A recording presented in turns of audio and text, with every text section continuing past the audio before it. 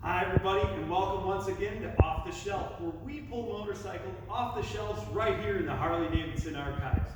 Today, I've got for you a 1956 FL, King of the Highway. This is commonly known as the panhead because the rocker boxes kind of mimic kick pans upside down. This particular bike and this particular package was the first motorcycle in a touring package that Harley-Davidson offered for sale direct from the factory.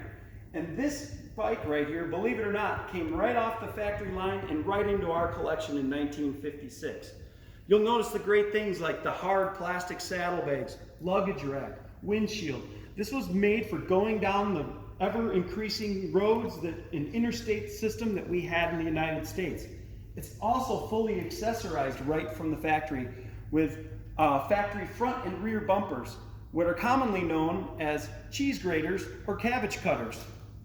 It also, believe it or not, is even equipped with a cigarette lighter.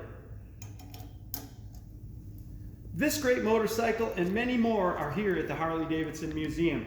If you've got a bike that you'd like to see, put it in the comments down below. Maybe we've got it in the collection and maybe we'll pull it down and tell you about it.